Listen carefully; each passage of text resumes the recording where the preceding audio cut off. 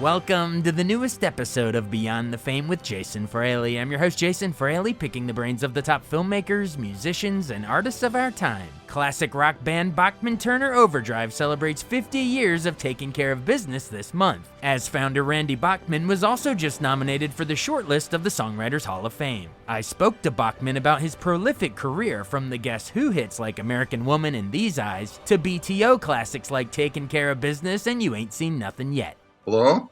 Hey, Randy Bachman. Hey, thanks so much for joining us on WTOP in DC. You're very welcome. Nice to be here. Now, we're talking because your iconic band, Bachman-Turner Overdrive, just kicked off on September 22nd, just kicked off a new tour called Back in Overdrive.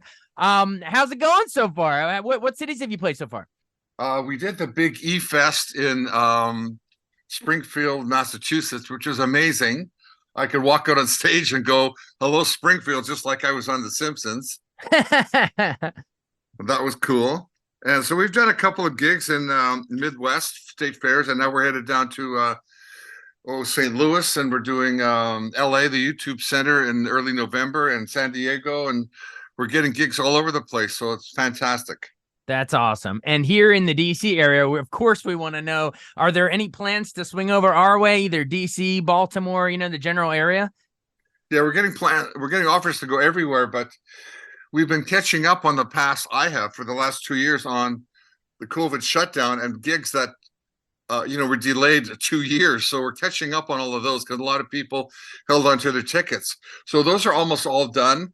And so we're starting to accept the BTO gigs all over the States, and it makes it's hard to get them. You can't go everywhere at once. So you try to get a logical sequence so you can drive or fly them properly, right? Get in a bus and do them all. So we'll be coming there as soon as possible.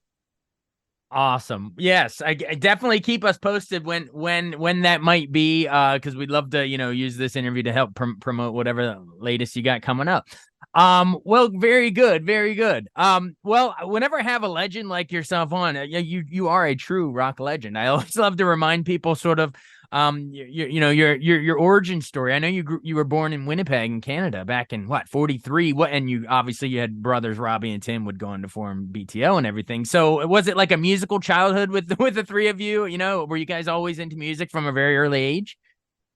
Well, I was the oldest, so I played, and you tend to do what your brother does. If he shoots hoops, you're going to shoot hoops with him. If he pitches baseballs, you're going to catch and play baseball. So they all kind of played around the house, but we were quite a poor family. And so to get my brother drums, we made him a drum set we used to have Ogilvy, big round cardboard things of Ogilvy oatmeal, porridge. Yeah. And they were Quaker oats, or the Quaker on the front, but they were great big round things that maybe were a foot high, and they were about 12 inches across, and they were round. Yeah. So once the oatmeal was gone, we'd cut those down, put the lid back on, so we would have different size tom-toms and a pot upside down and wooden spoons that my mother had for cooking. So that was his drum set until we cut the very first album. Then I borrowed a drum set from the Guess Who drummer Gary Peterson, who's a friend of mine, and he loaned his first drum set to my brother Robbie, and we played on the first album, and then he could afford his own set of drums. I love it, man. I literally have one of those tall cylinder Quaker Oats oatmeal things downstairs. I eat out of it every day, so I'm sure I can totally imagine playing like tom-toms on those things. That's perfect. Well, yes, you mentioned, obviously this is a BTO interview, but you mentioned the Guess Who, and we have to remind our listeners, of course, you were one of the founding members of the great band, the Guess Who, and I guess the band formed in 65, but the early big hit before American Woman. Tell me about These Eyes. You playing guitar on that? That's an iconic song. But any members of These Eyes? Well, I wrote the basic part of These Eyes on the piano.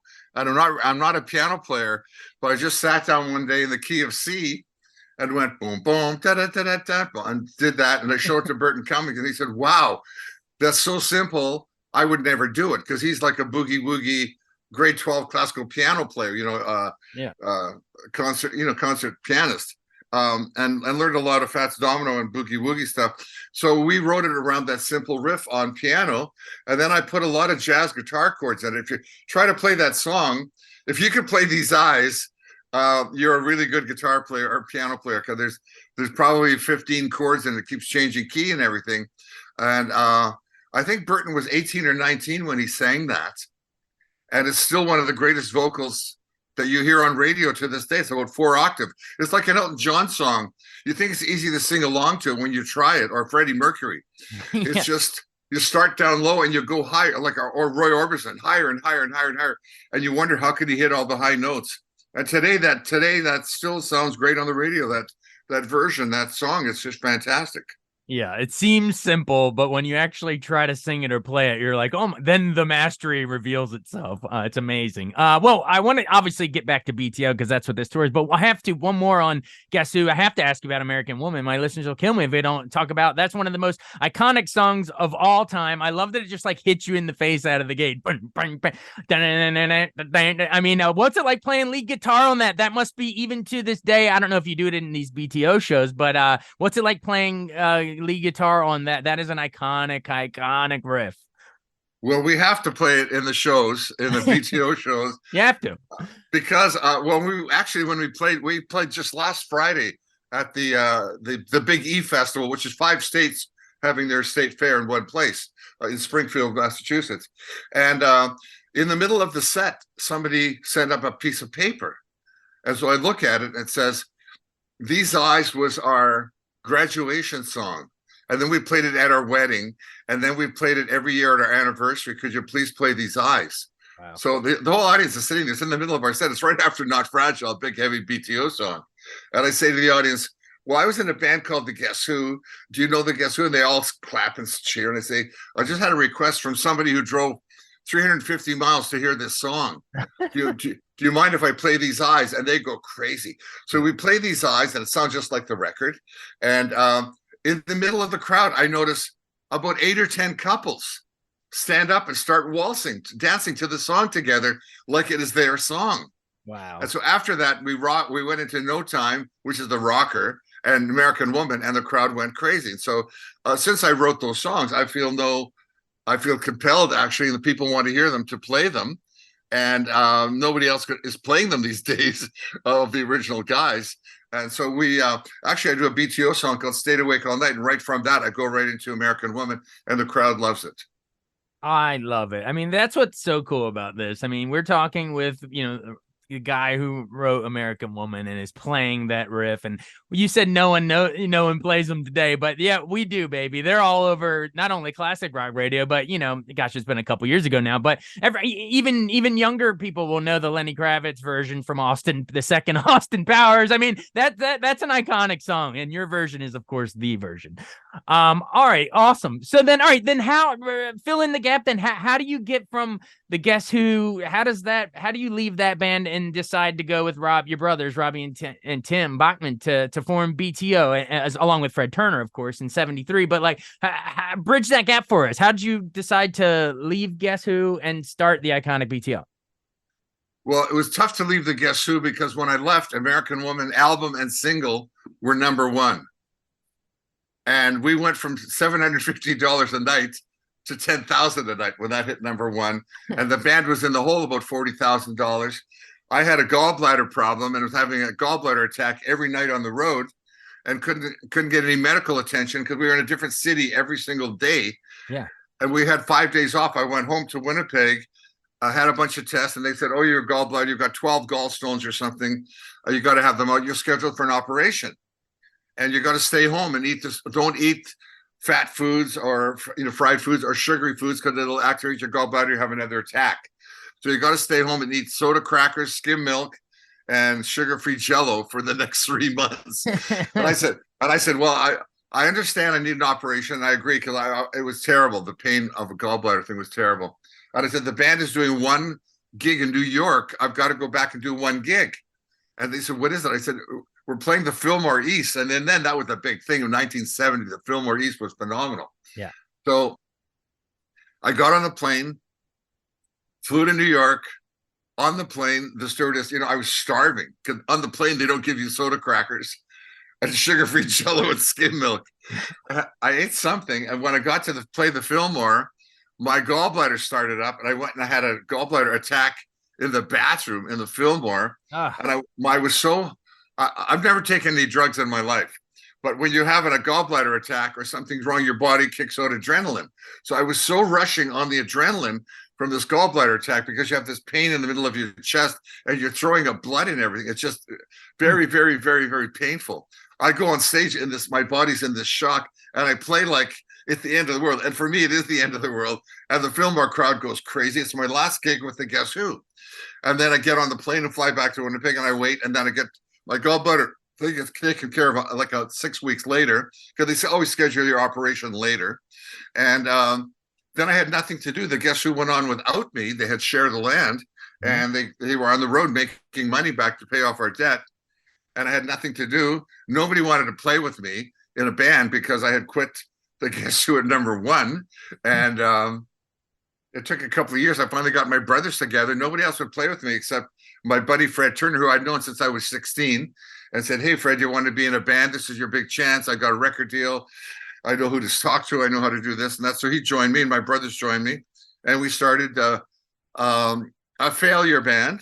We were called Brave Belt. We had 2 immense failing albums.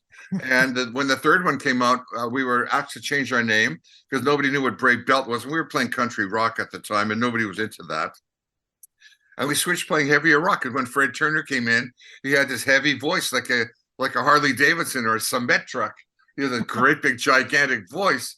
And so we started to play heavier music, and we changed our name when we saw the Overdrive magazine, a truckers magazine. I wrote to the magazine editor and said, "Can we use this name for a band?" He said, "Yeah, nobody's thought of using that in music before in a band." So we were the first band to use the word overdrive.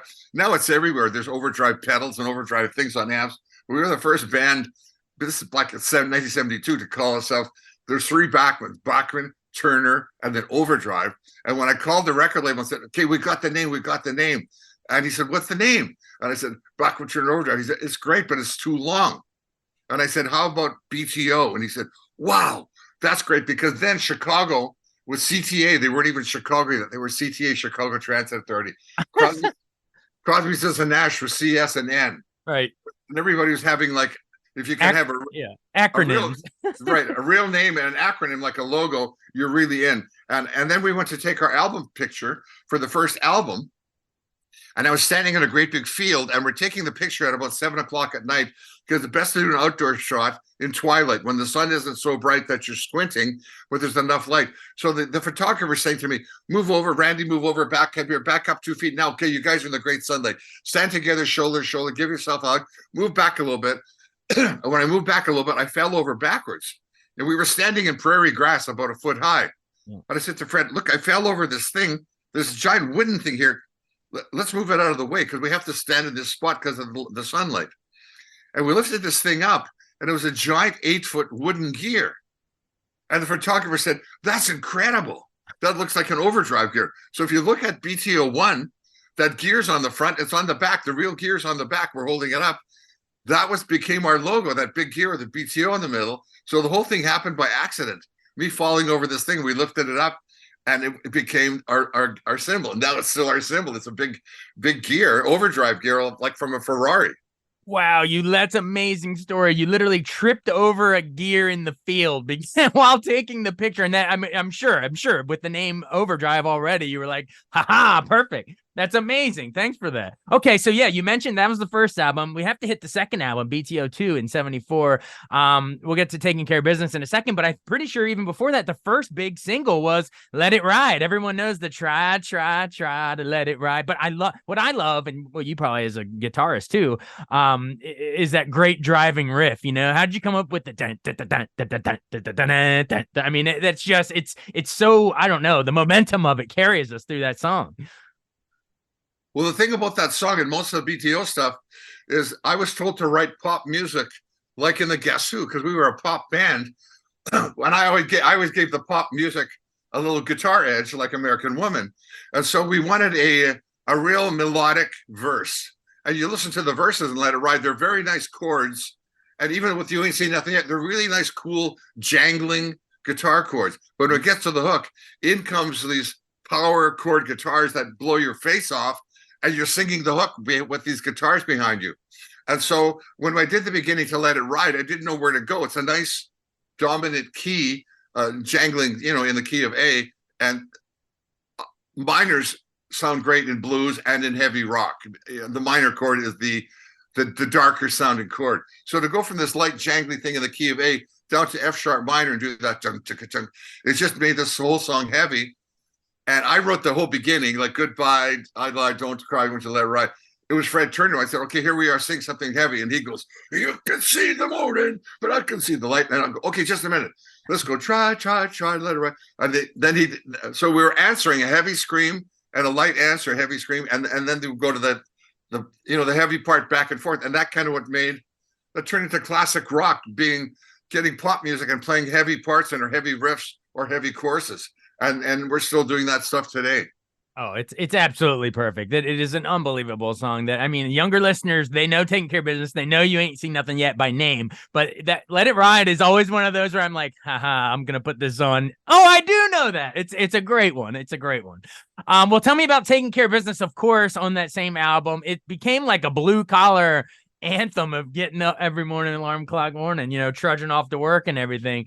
But tell me about, just putting that one together and coming up with that opening riff. Dun, dun, dun, dun, dun, dun, dun, and then the piano comes in. Yeah, just tell me into the creation of. I'm geeking out, loving hearing how you created these. Well, that beginning was a mistake because I was playing it on a guitar, and in coming from the taking it out of the guitar case, I banged the guitar. And the tuner went down a whole tone. When I went to play my normal Chuck Berry riff, like in Johnny Be Good, da da da da da da da da da. Yeah. My A string, my second string was out of tune by one whole note. And when I went to play da da da da, it didn't work. It went da da da da da. It went down a whole tone, if you know what I'm saying. So that was a mistake. It was a mistake. And then I went, wait a minute. I tuned my guitar and I went to play it. It didn't sound the same. So I had to play it differently. So if you're going to play Taking Care of Business, it's in the key of C. Your first finger's on your low E string on the 8th fret. Normally, your third finger would be on the second string on the 10th fret. They both start on the 8th fret. So that's that da da da da da, and I moved it down da da, and that became a variation on the Chuck Berry guitar riff by accident. Wow, that is amazing. And then for a solo, if you take John Lennon's solo from You Can't Do That, listen to the Beatles. It goes, the solo and You Can't Do That goes to dun dun da da da da da da da da da da da da da da da da da diddle-diddle-ow, diddle-diddle-ow. That diddle-diddle-ow is a 7th chord inverted. And so I put that in the beginning of Taking Care of Business. It goes da da diddle-diddle-ow, da da da da da, and then again. Yeah. And so that kind of gave that song a cool sound because that diddle-diddle-ow is a 7th chord with the 7th inverted, and like nobody had played that except John Lennon in You Can't Do That. Wow, I'm just geeking out this whole time, man. Smile, grinning all ear to ear because I'm loving hearing all these behind the scenes stories. It's amazing. And it's such a great song. And you're talking about acronyms, BTO and all that stuff. TCB, man, Taking Care of Business started a pop culture phrase. So people, oh yeah, I'll be back. I just got to go TCB right now. Oh, that's great. Yeah, here's my thrill. I grew up playing violin, and at the age of 14, I didn't want to play violin anymore. It was very classical violin, Royal Conservatory of Music, and I saw Elvis on television. And I said, "What is that?" Because when you play classical music, your parents get you classical records. Right. You don't listen to the radio. I saw Elvis on television. I said, "What is that?" That's rock and roll. That's Elvis. It's what? Elvis. What's that? Elvis. His name, Elvis Presley. Wow. What's that? It's a guitar. He's going crazy. Everybody's screaming. I want to do that because when you play classical music, everybody sits quietly, and at the end, they applaud a little bit like that. And people are going crazy. I want people to go crazy when I play. So my cousins had a guitar. I learned how to play guitar very easily because all you play on violin is a lead.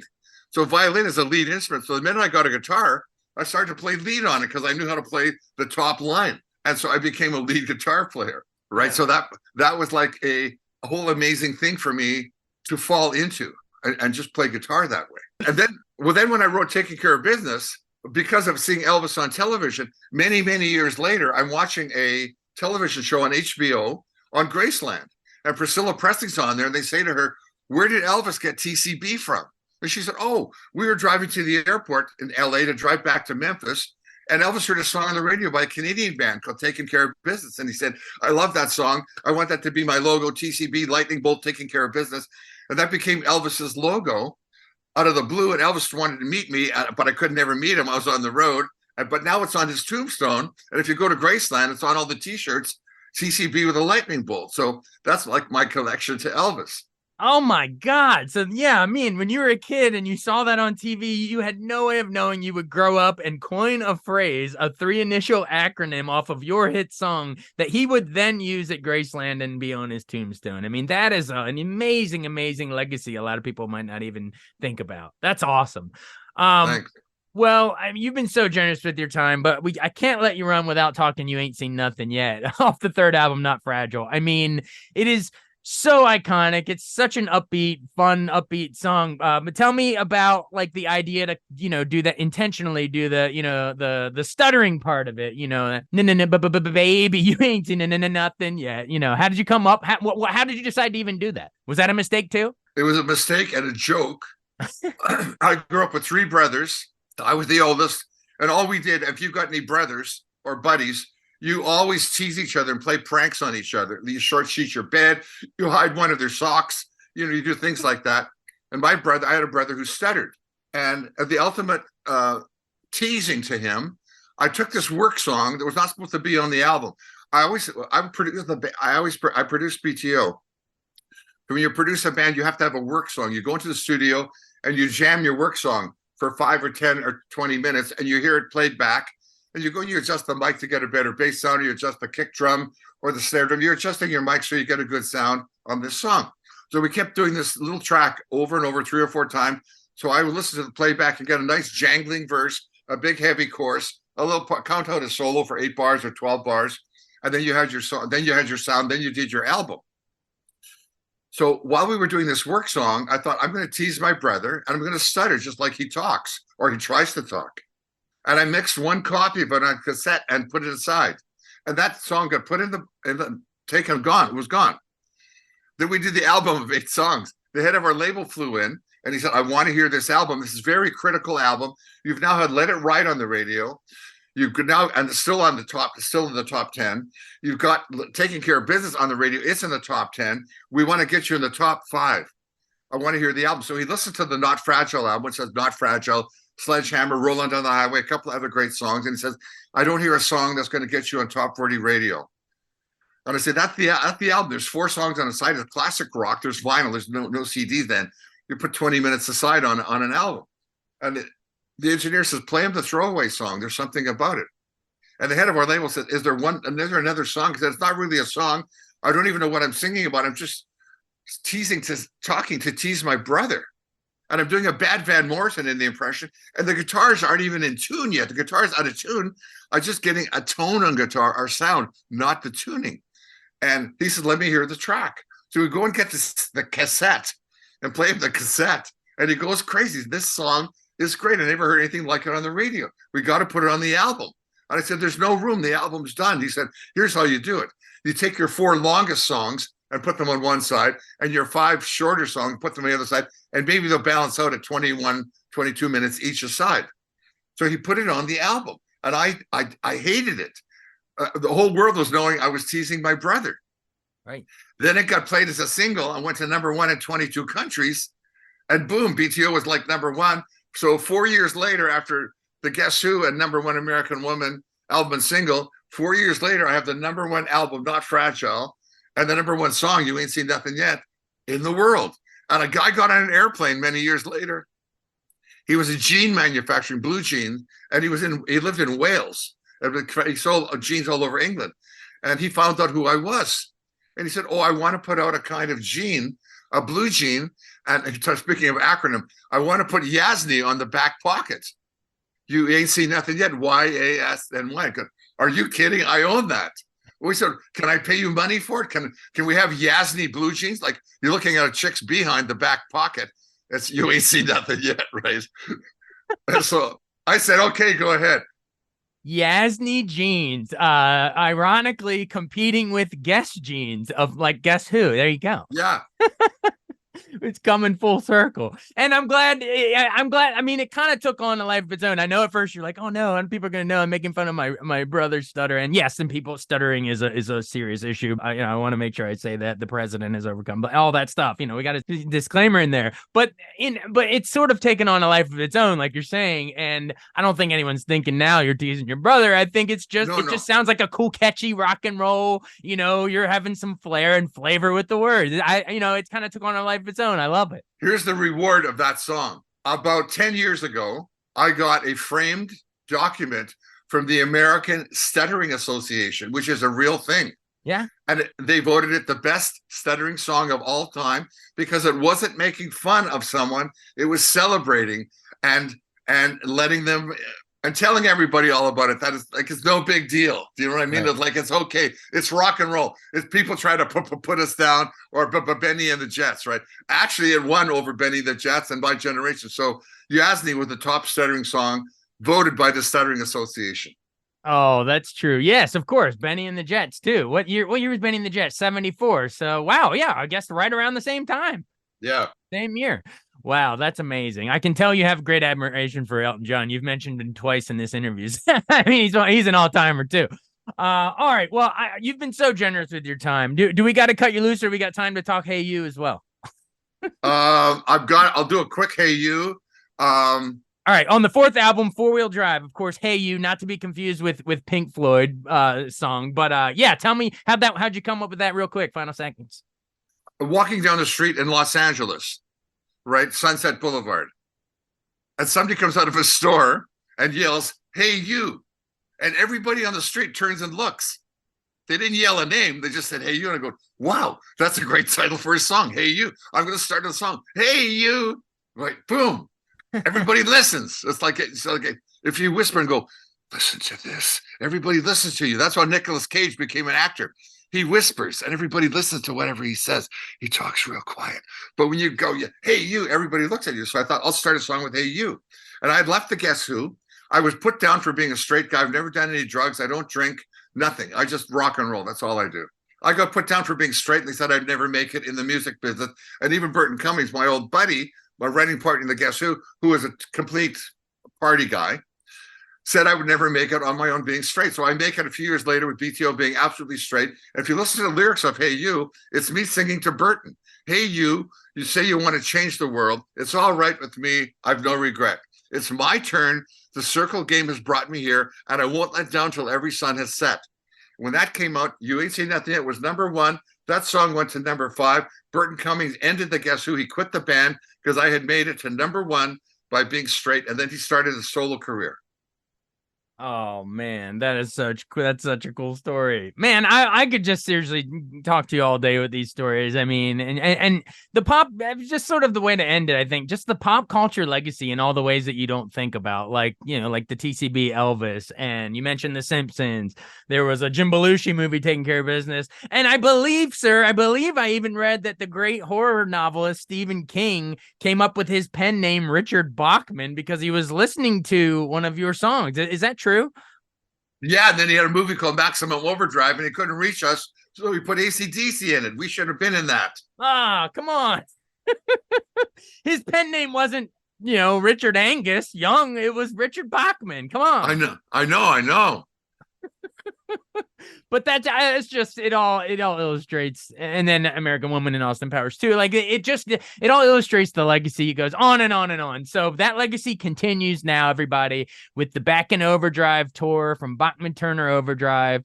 I guess we're celebrating, what is this? I guess 50 years about. Formed in 73. Yeah, 50 years. Next year will be the 50th year of Not Fragile. You Ain't Seen Nothing. A lot of BTO stuff, and I'm releasing next year BTO Live at the Budokan, which in 1976, I just got 18 songs live. I didn't know they existed, of us live in Japan. I'm mixing it. It's unbelievable. It'll be a double piece of vinyl out next year. Awesome. Everyone will keep an eye out for that. But right now, see if you can pick up tickets to one of the cities on the tour. We'll link to it on the website. And let us know when you're coming to our area. We can't wait to see you here in the DC area. So, thank you so much, Randy Bachman on WTOP. Thanks. Thank you, man. Bye-bye. BTO on WTOP. Thanks so much for listening to Beyond the Fame with Jason Fraley. Our theme music is Scott Buckley's Clarion. Remember to give us a 5-star rating if you like what you hear. We'll see you next time.